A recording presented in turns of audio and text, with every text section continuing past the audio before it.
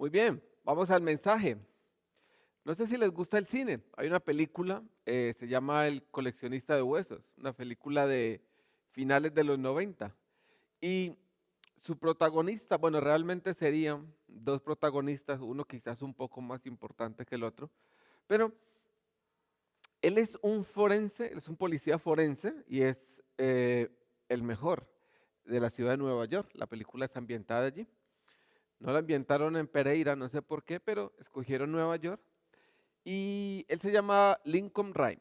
Entonces él en un accidente de trabajo, ¿no? En lo que hacía, quedó tetrapléjico. Entonces él obviamente tiene que ir a su casa ya a recluirse allí, pero aún así sigue trabajando con la policía porque la policía considera que es el mejor policía forense, investigador, ¿no?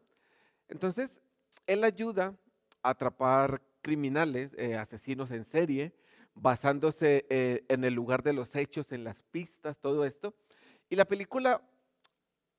la película aparece la segunda protagonista, Amelia, es el nombre del personaje, y ella está un día de rutina como policía de Nueva York con su uniforme, haciendo su patrullaje, y descubre pruebas de un crimen, ¿no? Que algo ha ocurrido, un asesinato, y ella decide incluso hacer parar las vías del tren, etcétera, etcétera, y recopila algunas pistas, ¿no? Cuando le hablan a este hombre de lo que ha ocurrido, que por favor ayude con este asesino que parece que es un asesino en serie. Él pregunta que quién es la policía que recaudó las pruebas, ¿no? Que lo hizo muy bien, ¿no?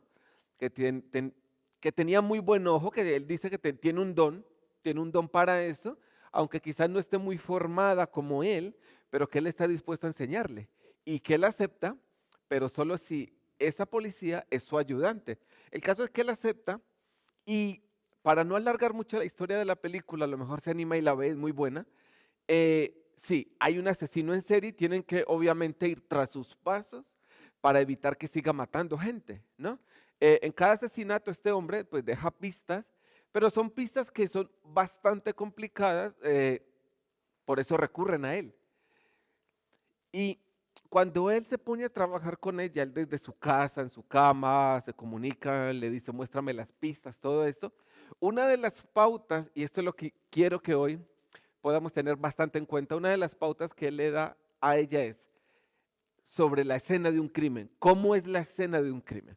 Y él le dice que tiene que tener siempre en cuenta que la escena de un crimen es tridimensional, ¿no? Tiene tres dimensiones.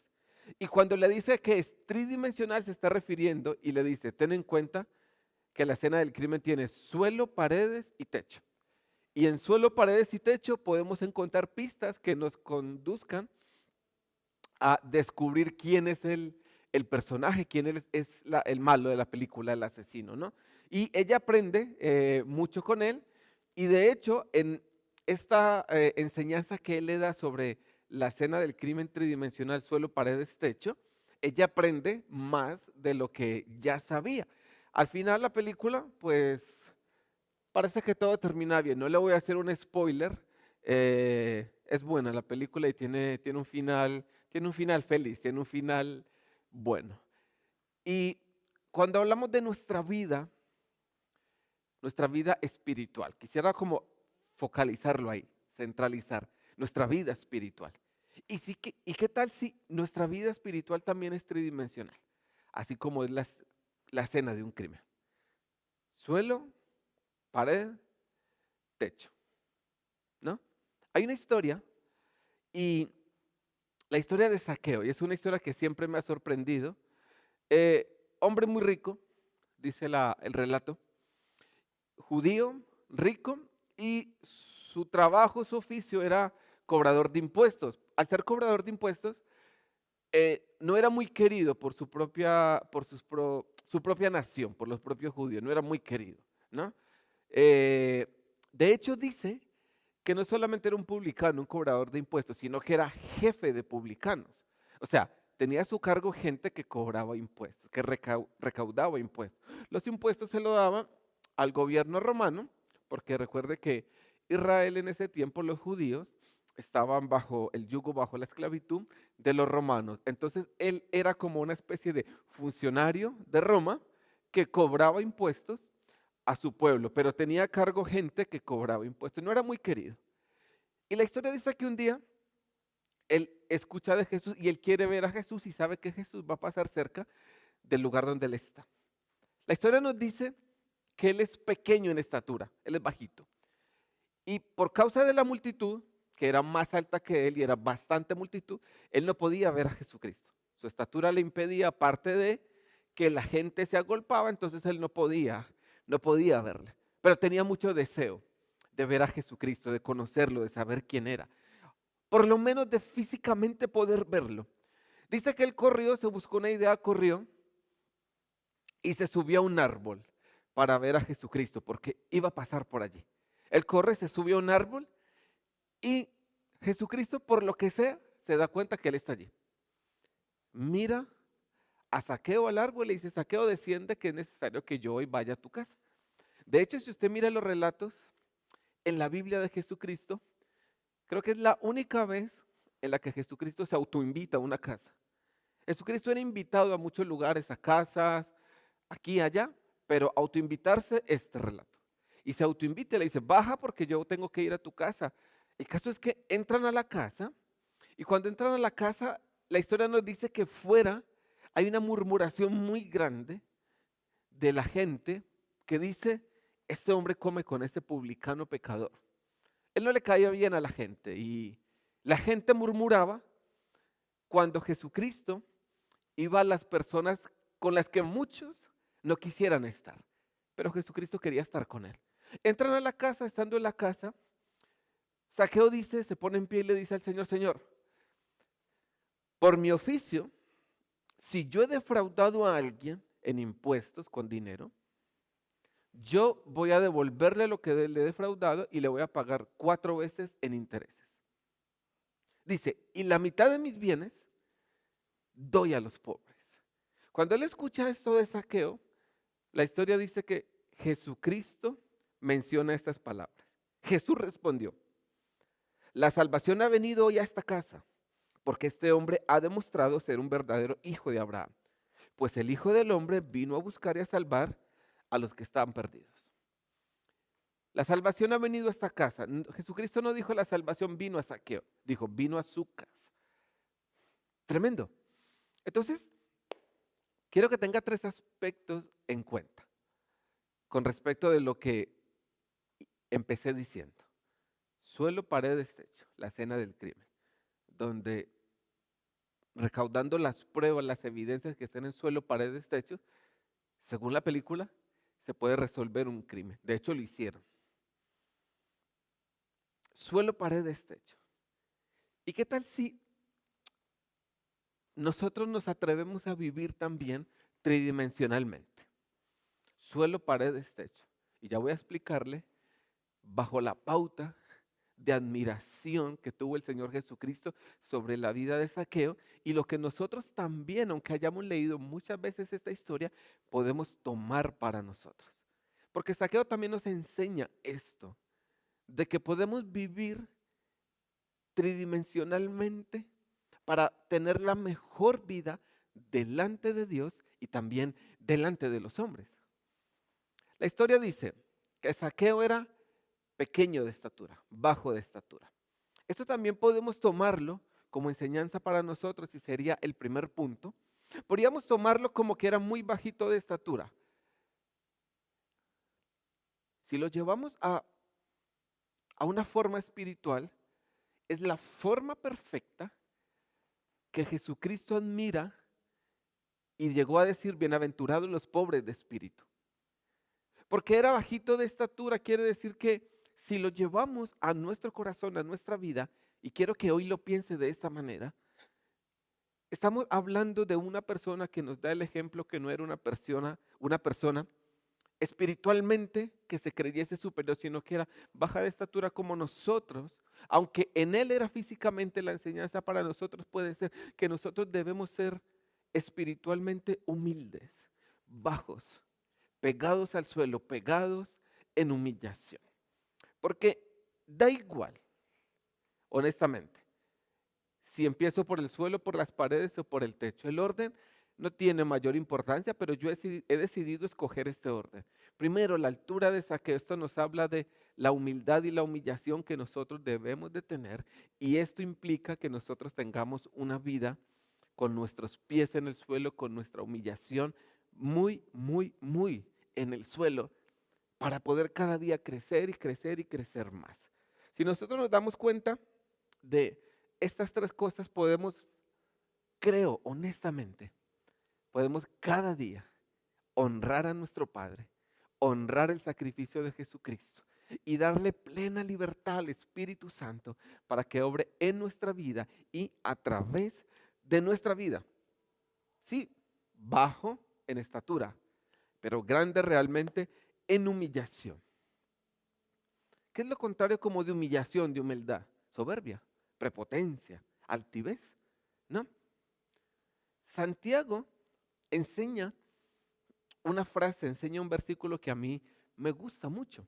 Dice Santiago, humíllense delante del Señor y Él los levantará con honor. En el capítulo 4 de la carta que Santiago escribe, Santiago quiere aconsejar sobre el tema de oración, porque a veces no recibimos. Y Santiago también enseña sobre el tema de la humildad, el poder que hay en la humildad. Santiago dice, sométanse pues a Dios, resistan al diablo y el diablo huirá de vosotros, ¿no? Pero Santiago enseña la única forma en la que nosotros podemos resistir al diablo. Santiago dice que es con una gracia mayor. Nosotros podemos creer, y esta es nuestra fe, que por gracia somos salvos, pero nosotros podemos crecer en gracia por el conocimiento de la palabra, también por humildad y también como es el ejemplo de la vida de Noé, descansando en el Señor. Y Santiago nos dice esto, que Dios da mayor gracia a los humildes, pero resiste al soberbio. Usted imagínese, nosotros tenemos la necesidad de resistir al diablo para que él huya de nosotros y la única forma de resistirlo es con una mayor gracia. Y Santiago nos dice que esa mayor gracia solo podemos obtenerla cuando nosotros nos humillamos delante del Señor, cuando nos dejamos enseñar por Él, cuando nos humillamos, cuando estamos dispuestos a renunciar a lo que debemos de renunciar. Básicamente cuando le decimos, tú eres mi Padre, tú eres Señor Jesucristo, mi Señor, y yo soy tu siervo. Y cuando nosotros nos humillamos, crecemos en una mayor gracia, hablando en un sentido totalmente espiritual, que cuando el diablo viene a atacarnos, nosotros tenemos la arma, el arma poderosa para poder resistirle, que es a través de la mayor gracia que nosotros obtenemos cuando somos humildes. Pero usted imagínese, nosotros queriendo resistir al diablo con altivez, con orgullo, porque cuando hay altivez, orgullo en nuestra vida, nosotros no crecemos en una mayor gracia. De hecho, la Biblia dice que Dios resiste al soberbio. Cuando nosotros caminamos con Dios con soberbia, con altivez, cuando miramos la gente por encima del hombro, cuando nos creemos mejor que los demás, cuando nunca podemos ser aconsejados, porque ningún consejo es bueno. Cuando realmente nosotros no sentimos el dolor de las demás personas, cuando andamos juzgando, cuando andamos condenando, todo esto habla de altivez, habla de una persona soberbia. Y Santiago dice que humíllense delante del Señor. Eso dice él. Y Él los levantará con honor. Cuando nosotros nos humillamos, vivimos una vida humillada, con humildad. Mira, humildad no tiene que ver con riqueza ni con pobreza. Humildad tiene que ver con una actitud del corazón. No podemos confundir. Esa persona es de escasos recursos, pobre, por lo cual es humilde. No.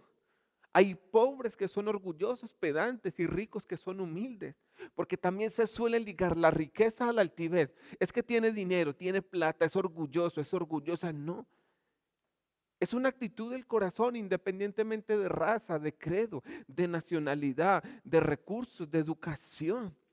Hay gente que es muy educada y es humilde. Hay gente que no tiene educación y es orgullosa. Hay gente que se ha preparado en conocimiento en base al estudio y es prepotente. Hay gente que nunca quizás ha pasado por una escuela, por las circunstancias que sea, y tiene un corazón humilde. Al final radica es en el corazón. Y una de las cosas que nosotros sí queremos es que Dios a nosotros nos exalte. De hecho, Pedro, en una de sus cartas, escribe a los jóvenes y les dice: humíllense pues bajo la poderosa mano de Dios, y Él los exaltará cuando sea el tiempo adecuado. Yo tengo muchas ideas, todos tenemos muchas ideas, pero cuando nuestras ideas no concuerdan con la voluntad de Dios, es cuando nosotros debemos humillar nuestro instinto, nuestras ideas, y decirle: Señor, que no sea mi voluntad, sino que sea la tuya. Y cuando nosotros nos humillamos, Dios nos levanta para poder resistir al diablo. Creo que el corazón de Zaqueo, aunque era rico, era un corazón humilde, un corazón que se humilló. Es ese corazón que peleó todo lo que tuvo que pelear para poder ver al Señor Jesucristo y llamar su atención. Y cuando están reunidos, dice unas palabras tan elocuentes, tan bonitas y tan desde el corazón, que Jesucristo dice: aquí hay salvación, aquí ha venido la salvación a esta casa.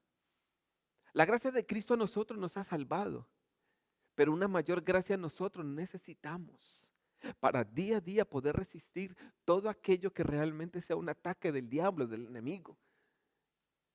No resistimos al diablo por dictar oraciones fuertes o con un tono de voz elevado. Se le resiste con una actitud del corazón de humildad, porque en base a la humildad que hemos tenido en todo, en el trabajo, en la casa, con la ciudadanía, en el estudio, en la iglesia, con el pequeño, con el grande, con el que tiene más conocimiento, con el que tiene menos, con el que tiene más dinero que nosotros, con el que tiene menos, con el que es de aquí, con el que es de allá, da igual. Esa actitud de humildad, de cada día venir a la presencia de Dios y decirle: Señor, ayúdame. Señor, yo quiero hacer lo tuyo. Señor, quiero tratar la gente con el mayor respeto. Señor, quiero caminar con humildad. Es una persona que gana mayor gracia porque el Señor se la da. Y le es muy sencillo resistir los ataques del diablo cuando el diablo realmente viene a atacarle. Pero usted imagínese que no hay humildad, que hay altivez, que hay soberbia, que hay orgullo. Nosotros necesitando resistir al diablo y la arma la tenemos allí. Pero cuando no queremos postrar nuestra vida, humillarla, no cogemos, no ganamos mayor gracia. Por el contrario, dice que Dios no resiste. Usted imagínese, nosotros necesitamos resistir al enemigo para verlo huir, pero por altivez y por orgullo, quien nos resiste a nosotros, que es la fuente del poder, por causa de la altivez y del orgullo. ¿Alguna vez ha pensado en un significado de altivez, de orgullo? Yo me invento algunos, usted lo sabe. Uno de los que me he inventado es que soberbia o altivez es tener conocimiento y hacer lo que me da la gana. Sí, yo sé que Dios es amor, yo sé que Dios es perdón, yo sé que Dios me manda a amar, me manda a perdonar, a ser un buen ciudadano, a ser dadivoso, a ser generoso, a no tener palabras deshonestas, eso, pero al final ese conocimiento realmente, cuando hay humildad en el corazón, se tiene que ver reflejado en: pongo por obra esto que sé. Pero se es soberbio cuando alguien tiene el conocimiento, al final hace lo que le da la gana. Y el meollo del asunto, y voy finalizando este punto, es que es bastante complicadito ayudar a alguien, aconsejar a alguien que siempre hace totalmente lo contrario al buen consejo. Y cuando vuelve una vez, y vuelve otra, y vuelve otra, al final, ya dices: pero ¿para qué le digo si él va a hacer lo que le da la gana? Si ella va a hacer lo que bien le parece. Porque denota un corazón soberbio. Y por eso, en carencia de una mayor gracia, suele el enemigo constantemente ganar la batalla a esa persona en cuanto al ataque que le presente. Y la persona no tiene cómo presentar lucha, batalla firmeza. ¿Por qué? Porque solamente cuando nosotros somos humildes, viene mayor gracia puesta delante de Dios sobre nuestra vida para poder resistir al diablo y verlo huir. Porque ver huir al diablo es una señal de que ha habido humildad en nuestro corazón. Porque cuando vemos que Él nos atacó y nosotros le resistimos porque mayor gracia fue puesta en nuestra vida, fuimos sabios para hacer o dejar de hacer, porque nos humillamos. Porque sí, tuvimos ideas, tuvimos planes, pero Dios quizás dijo, tus ideas no sirven en esto, coge las mías. Señor, yo lo hago. Yo renuncio a mis ideas, yo renuncio a esto, yo renuncio a lo otro. Y lo ponemos en práctica, estamos humillando nuestro corazón. Mayor gracia viene a nuestra vida y podemos fácilmente resistir al diablo.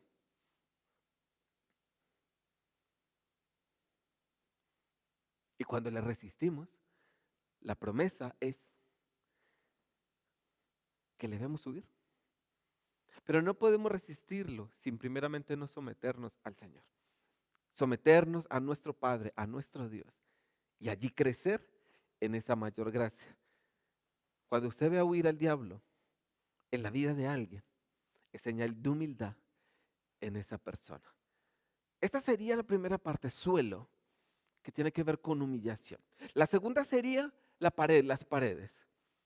Esto tendría que ver con nuestro prójimo, sería equivalente a el prójimo, porque cuando estamos de pie y vemos, estamos a la misma altura, a la misma estatura que las demás personas. Y es inevitable vivir con la gente. De hecho, hay una situación peculiar porque es tremendo que hay personas que nos quieren, personas que no nos quieren, personas que quieren nuestro bienestar, personas que no. Y mientras Zaqueo está hablando dentro con el Señor Jesucristo, fuera hay gente murmurando, hablando mal de él. A lo mejor se lo había ganado, a lo mejor habría sido un cobrador de impuestos. Puede ser un cobrador de impuestos de estos muy, muy duro, puede ser, no lo sabemos. Pero había algo en su corazón que reconocía que un cambio de vida le iba a venir muy bien no solamente a él, sino a toda su casa. Y Cristo lo dijo, hoy ha venido la salvación a esta casa. Zaqueo, Zaqueo le da la dignidad, le dio la dignidad que las personas necesitaban. Zaqueo se pone en pie y le dice al Señor, Señor, si yo he engañado, defraudado a alguien por mi trabajo a causa de cobrar impuestos, yo le devuelvo todo lo que le he defraudado y le voy a dar 4 veces más para zanjar el asunto. Porque si lo he hecho mal, pagaré intereses incluso a la persona con la que lo haya hecho mal. Esto es devolverle la dignidad a una persona. Porque si en algún momento digo, Zaqueo fue injusto con alguien, le cobró de más, y a lo mejor esa persona necesitaba algo que le cobró de más, y a lo mejor, no sé, le hizo un hueco ese mes en sus gastos cotidianos. Zaqueo está diciendo, yo hoy le devuelvo la dignidad a la persona que yo le quité. Si le quité dinero a alguien, yo se lo devuelvo. Es más, le pagaré intereses. Y nosotros día a día estamos de pie, tenemos que tratar con gente, trabajo, familia, estudio, en la calle, en la iglesia, en un centro comercial, en cualquier sitio. Tú vas a la seguridad social a hacer algo en el ayuntamiento de tu localidad, siempre vas a tratar con gente, alguien en la entrada te va a decir qué vienes a hacer, a lo mejor no llevaste todos los documentos cuando estás en la ventanilla y la persona le dice, mire, le falta un documento. ¿Cómo nos comportamos? ¿Cómo nosotros estamos viendo a la gente? ¿Qué le estamos dando a la gente? ¿Qué estamos reflejando nosotros de parte de nuestro Señor a la gente? ¿Cómo lo hacemos? Pablo dijo, por el contrario, sean amables unos con otros, sean de buen corazón y perdónense unos a otros, tal como Dios los ha perdonado a ustedes por medio de Cristo. Pablo le recomienda esto a los hermanos de la iglesia de Éfeso, cuando quizás intuye de que no deben tratarse con maledicencias, con enojos, con palabras ásperas, con egoísmo. Quizás hay algo de esto, había algo de esto. Y Pablo les dice, por el contrario, unos a otros, trátense de la mejor forma, por favor. Pablo les está diciendo, perdónense unos a otros, recuerden que el Padre les ha perdonado a ustedes sin merecerlo, pero lo hizo a través de su Hijo Jesucristo. Y entonces, una de las palabras que usa Pablo es amargura. Y si nosotros queremos hacer lo que Cristo dijo que fuésemos, sean la sal, sean la luz. O sea, Cristo dijo, sean mis testigos, testifiquen de mí. Si nosotros queremos ser sal para las personas, luz, luminares para ellos con la luz de Cristo. Si queremos testificar de Cristo, la gente va a fijarse en nuestro comportamiento con ellos, cómo les tratamos. No es tan descabellado que alguien diga, ¿para qué yo voy a creer en Dios si yo tengo a mi primo, si yo tengo a mi abuela, a mi mamá, a mi papá, que dice amar y creer en Dios, pero no ama a la gente, está hablando mal de la gente, no ama a nadie, no perdona, siempre está maldiciendo, siempre está enviando a la gente al infierno? Esto es muy típico y esto es tan doloroso escucharlo que si a mí a veces me da vergüenza ajena cuando lo escucho, usted imagínese a nuestro Padre, a nuestro Señor, imagínese al Espíritu Santo queriendo hacer la obra en nuestra vida para que la luz de Cristo sea fiel reflejo de lo que Él es a través de nosotros, pero tenga que escuchar de cómo a veces podemos llegar a comportarnos. Y una de las cosas que en este aspecto no sirve decir, pero a mí qué me importa lo que diga la gente. Cuando estamos obrando mal sí que debe importarnos. No debe importarnos lo que diga la gente cuando nosotros no estamos obrando mal, cuando obramos correctamente. Usted imagínese, Zaqueo está en la casa con el Señor Jesucristo y está empezando a obrar correctamente, pero afuera hay murmuración. Es eso lo que no debe importarnos. Pero sí debe importarnos cuando dañamos a alguien, herimos a alguien, hablamos más de alguien, no perdonamos a alguien. Sí debe importarnos y debemos corregirlo. Porque nuestro prójimo lo miramos frente a frente. ¿Y con qué cara podemos decirle nosotros, confía en Dios, Dios le ama, Cristo le ama, el Espíritu Santo quiere morar en su vida? ¿Con qué cara le decimos si no le damos la dignidad al prójimo que se merece? Porque así como Zaqueo cayó en la cuenta, nosotros como creyentes, si tenemos el Espíritu Santo, que lo creo, es la promesa. De hecho, la Biblia dice que el Espíritu Santo es la garantía de nuestra salvación. Él es la garantía, Él es las arras de nuestra salvación. El Espíritu Santo hace mucho tiempo nos ha hecho caer en cuenta en esto, pero a veces queremos seguir odiando a la gente, no dándole el perdón, no dándole el cariño necesario. Y nos damos cuenta que cuando miramos frente a la gente, a veces no somos el reflejo de quien nos mandó a ser un vivo reflejo suyo. Y esto es para vergüenza nuestra. De hecho, la Biblia dice que Dios tiene paciencia con la iglesia.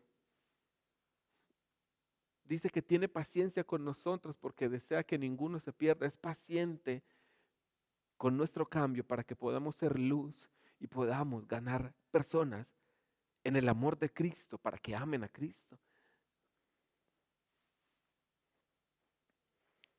Soy mejor, y Zaqueo lo fue, cuando le doy respeto y misericordia a la gente. No, yo me entiendo con Dios, no califica para este punto, para este aspecto, o por lo menos para este contexto, no califica. Porque si nosotros como creyentes no vamos a hacer la tarea que Dios nos encomendó, que se trata de la gente, entonces partamos a la presencia del Señor ya, porque no importa ya nuestro paso por la tierra. ¿Qué importancia tiene si la importancia de nuestro paso por la tierra? Pablo lo supo bien. Y Pablo dijo, por causa de ustedes, yo voy a estar más tiempo allí con ustedes. Porque Pablo sabía que la gente necesitaba que le devolviésemos su dignidad, la dignidad que a veces les quitamos por lo que nosotros creemos, por nuestras rabias, por nuestro mal genio, por nuestra incredulidad. Pero nos damos cuenta que frente a frente tenemos que verlos día a día y tenemos que mirarlos a los ojos. Y necesitamos ser el reflejo de Cristo para sus vidas. Tercero, el techo. Tercer punto y último. El techo es como la parte alta donde miro, la fuente de mi fe. Puesto los ojos en Jesús, dijo alguien, el autor y consumador de la fe. Y hay algo bien peculiar cuando Zaqueo no puede ver a Jesucristo. Es pequeño y la gente no le deja. Él corre y se sube a un árbol. Es tremendo porque de una forma simbólica estamos viendo que Zaqueo recurre a la madera para poder ver a Jesucristo. Nosotros recurrimos a la cruz porque es en la cruz, en la madera, donde Jesucristo lo hizo todo, donde Él dijo consumado es. Él es autor y Él es consumador de la fe. La pregunta ahora es la fuente de nuestra fe. ¿Cuál es? ¿Quién es la fuente de nuestra fe? ¿A quién nosotros miramos en el momento de alegría, en el momento de angustia, en el momento de fe y en el momento de incredulidad? Podemos decir a nuestro Dios, pero ¿a dónde miramos? ¿A quién apuntamos para realmente que esa fe sea firme? Para que no retrocedamos, como dijo Pablo, estad pues firmes, con la libertad con la que Cristo os hizo libre y no estáis sujetos otra vez al yugo de esclavitud. Porque esto es verdad, la duda nos suele visitar. La semana pasada lo hablaba. Creemos y creemos hasta que la duda nos visita. Porque a veces la duda nos vuelve ropa de trabajo, nos deshace y perdemos nuestra fe, perdemos la noción de que Cristo ha prometido, de que Cristo es nuestro Señor. Zaqueo fue a la madera para ver a Jesucristo. Yo debo ir a la cruz día a día, humillando mi vida y poniendo mis ojos en Él, sabiendo que Él está a la diestra del Padre, intercediendo por mí. Está sentado allí, está reposando, está descansando, porque la obra que Él vino a hacer aquí como hombre ya terminó.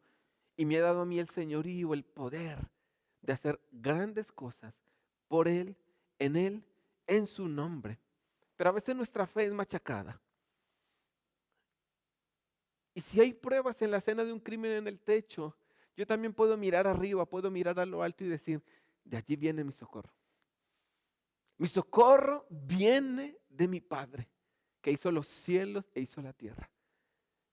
Alzaré mis ojos a los montes, dijo aquel hombre. ¿De dónde vendrá mi socorro? Él se dio cuenta de que alzando sus ojos a los montes, de allí no venía socorro. Él tuvo que decir, mi socorro viene de Jehová, que hizo los cielos y la tierra.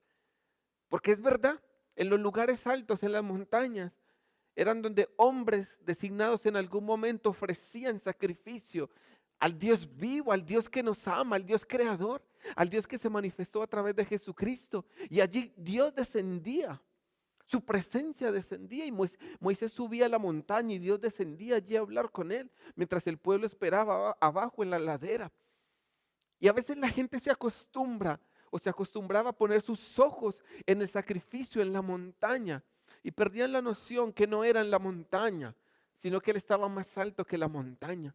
Porque a veces nosotros levantamos nuestra mirada no tan alto como debemos, sino que levantamos nuestra mirada para tomar la ayuda de los hombres. Este es el que me puede ayudar, este es el que me puede bendecir con un mensaje de texto, con una llamada, con un correo electrónico. Yo voy a conseguir la ayuda y nos olvidamos de levantar nuestra mirada, que nuestra mirada debe ser más alta hacia el techo, más allá, más arriba incluso del techo. Termino con esto. Quien escribió la carta a los hebreos dijo, pues la voluntad de Dios fue que el sacrificio del cuerpo de Jesucristo nos hiciera santos, una vez y para siempre. Conclusión en este último punto, debo seguir yendo a la cruz, aunque nada vea. A veces no vemos resultado, a veces no vemos que las cosas cambian, pero Zaqueo fue a la madera para ver a Jesucristo. Yo voy a la cruz, miro hacia arriba, que sé que de ahí va a venir mi socorro, nuestro socorro va a venir de allí. ¿Y qué tal si ponemos como tarea empezar realmente a practicar esto? Suelo, humillación; paredes, mi prójimo; techo, la fuente de mi fe. Y así como se puede capturar un delincuente recogiendo pruebas que haya dejado en el techo, en las paredes o en el techo, así mismo nosotros también podemos avanzar más, honrar a Dios, honrar a nuestro prójimo, haciendo esto, humillándonos, respetando a nuestro prójimo y bendiciéndolo y poniendo nuestra mirada en lo alto, porque de allí viene nuestro socorro. Amén. ¿Qué tal si hacemos la oración? Oramos para despedirnos, oramos para darle gracias a Dios Padre por su palabra que nos da en esta mañana, que nos da en este tiempo. Gracias, Padre, no solo por tu palabra, sino gracias por tu Hijo Jesucristo. Gracias por tanto y gracias por todo. Y hoy te damos las gracias a ti, porque la gracia ha sido sobre nuestra vida. Y hoy te damos gracias porque reconocemos que humillándonos delante de ti, nosotros adquirimos una mayor gracia para poder resistir. Gracias te damos hoy por nuestro prójimo, sea quien sea. Le conozcamos o no les conozcamos, nos haya bendecido o no nos haya bendecido, no importa, Padre. Hoy queremos retomar esa posición de darle la dignidad a las personas que se merecen, de darles el respeto aunque no nos hayan respetado, de darles el amor aunque no nos hayan amado, de ser buenos con ellos aunque hubiesen sido ellos malos con nosotros. No tenemos ninguna excusa para esto. También queremos decirte que tú eres la fuente de todo lo que nosotros tenemos. Tú eres nuestro dador, creador. Hoy queremos decirte que nunca mejor dicho, nuestros ojos puestos en ti, porque tú eres el autor, Señor Jesucristo, y consumador de la fe. Tú eres la fuente de nuestro amor, de nuestra fe. Tú eres la fuente del cambio, tú eres la fuente que todo lo ha hecho perfecto. Y hoy queremos mirar nuevamente a ti para decirte gracias por tanto, gracias por todo. Seguiremos caminando, seguiremos avanzando, seguiremos, Señor, realmente haciendo nuestra vida como recaudando pruebas, como en la escena de un crimen.